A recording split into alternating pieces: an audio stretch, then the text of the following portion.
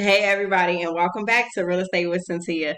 I'm Syntia Perry, Realtor with the agency Real Estate Services here in the Central Mississippi area, as well as Maison Fleur Realty Group in the Metro Atlanta area. And in today's video, I'm going to continue the selling process, so stay tuned.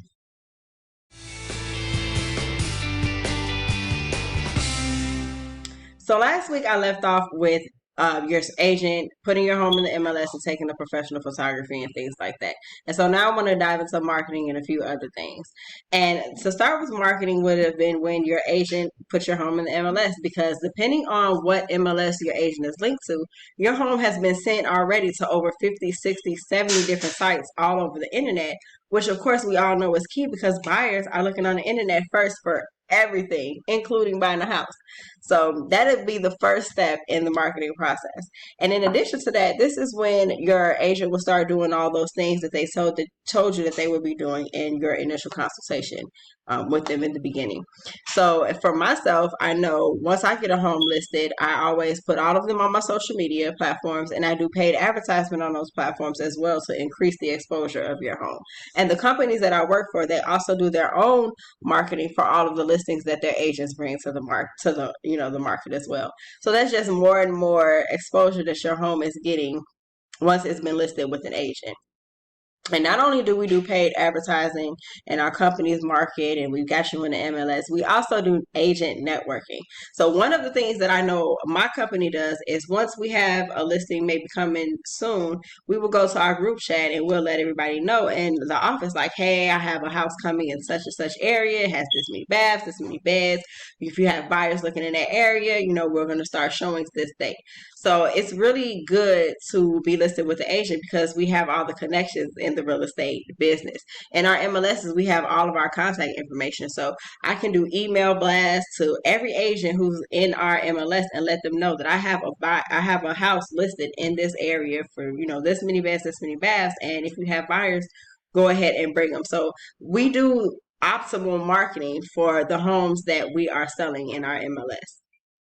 And so once all that marketing is flowing and we have people looking at your listing and wanting to schedule a showing, that will be next. So the buyer's agents will start scheduling showings, and that is when, you'll start getting people in the home. And I suggest, as always, to not be home when the buyers are there. You do not want to be sitting in the living room while buyers are looking at the homes, because like we said in the last video, that messes up the buyer's mental space. They can't really see themselves living in a house with, someone, already there. And also it doesn't help for honest feedback, because if the seller is there, a buyer isn't going to tell you, oh, I don't like the carpet, or the painting on the wall is ugly, things like that.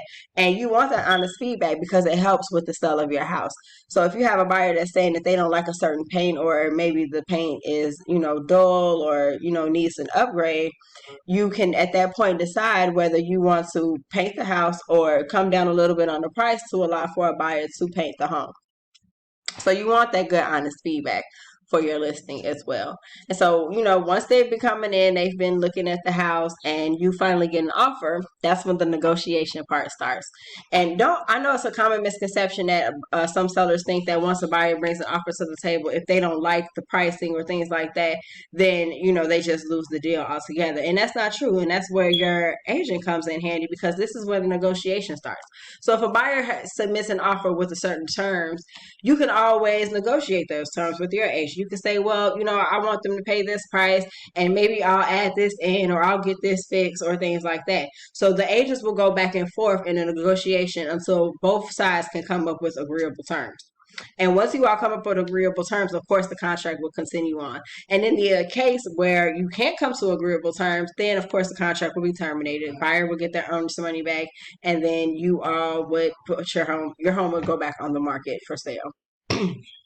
Now, in the case where, you all have reached agreeable terms and you all can go on with a contract, that's when the buyer will order their inspection. And they have a certain amount of time to get their inspection done and go through the negotiation process. So it's key for you to allow access to the buyers as quickly as possible, so that we can move on, so that they can move on to the next steps, because this is going to be also key to them closing on time and getting their deal, secured with their underwriting and their financing with their mortgage lender.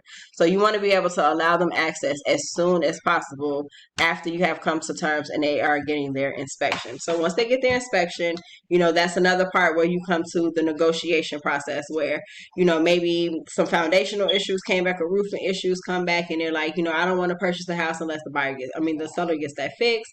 And if you don't want to get that fixed, that's something that you can also, negotiate back with them and maybe come down a little bit on the price to allot for that type of things. And then as always, if no one can come to agreeable terms, the contract will be terminated and your home will go back on the market.